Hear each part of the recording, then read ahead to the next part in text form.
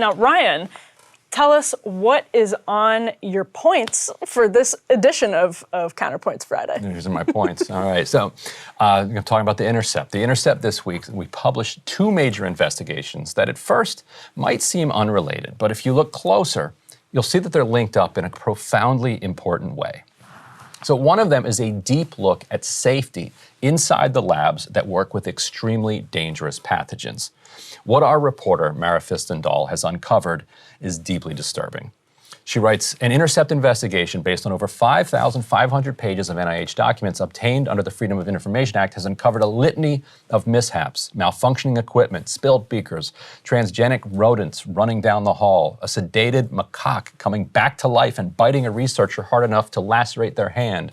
Many of the incidents involved less dangerous pathogens that can be handled with basic safety equipment, and most did not lead to infection. But several accidents happened while scientists were handling deadly or debilitating viruses in highly secure labs, and a few did lead to illness.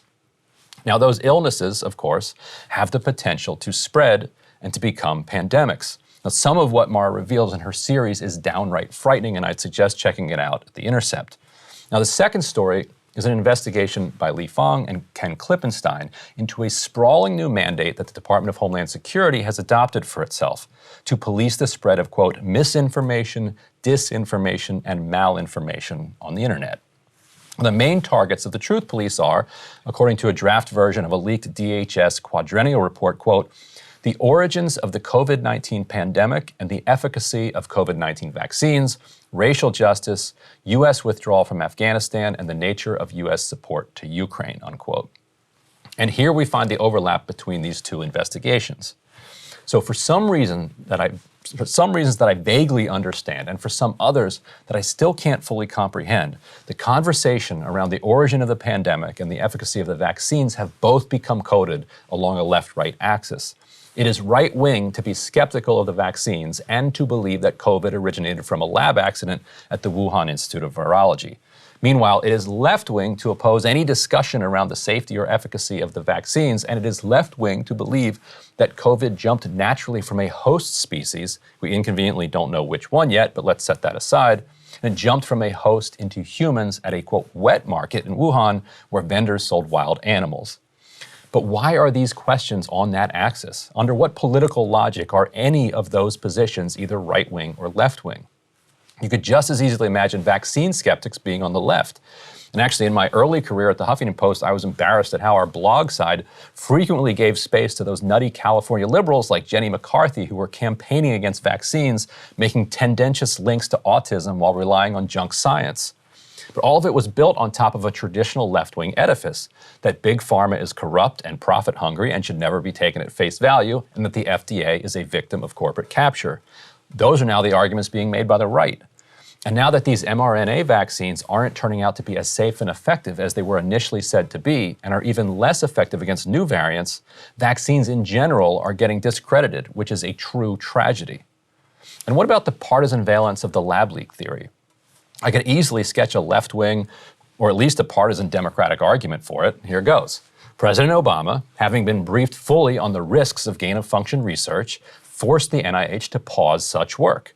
The Trump administration lifted that ban and was funding bat coronavirus work at the Wuhan Institute of Virology, work that may have sparked the pandemic. Then Trump tried to downplay the pandemic. Voila, that's all Trump's fault. Instead, Democrats shut down the debate over its origin, suggesting that asking the question was only fueling anti-Asian hate crimes. But the alternative notion itself played on racist stereotypes and prejudice, blaming the pandemic on backward Chinese people eating bat soup. How is that the anti-racist explanation? But both of these questions should be outside of politics. Whether the vaccine is safe and effective on a particular variant is a question that ought to be answered with data. The same is true with the origin of COVID. But everything is now political, and politics is everywhere, and everyone must choose a side, and if you're not with us, you're with them. The problem is, the world keeps throwing problems at us, or, perhaps more accurately, we keep making problems for ourselves. And those problems need to be thought through deliberately. These aren't all easy questions.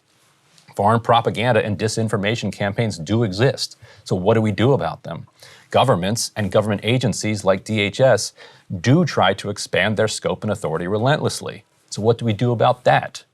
And gain-of-function research can for sure have social benefits, but also comes with existential risks.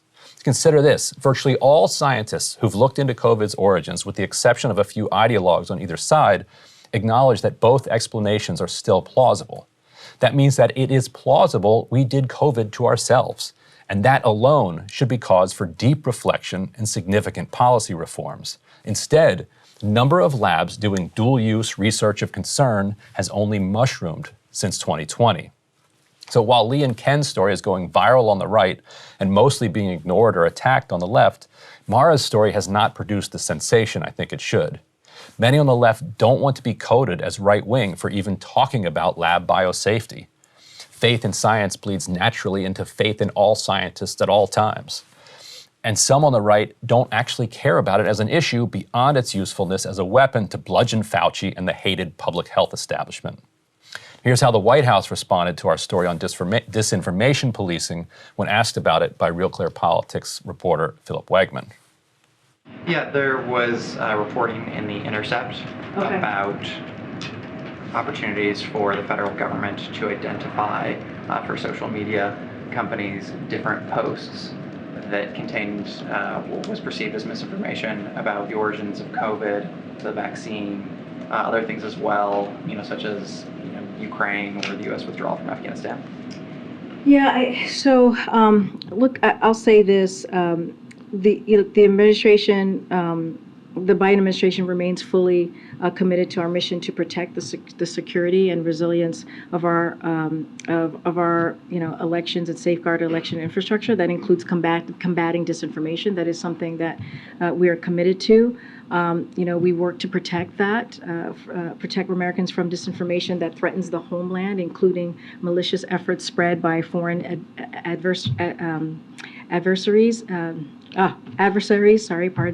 began before the Disinformation Governance Board was established. In fact, some of that work began before this administration. So, I want to be very clear that cross-agency work continues to this day.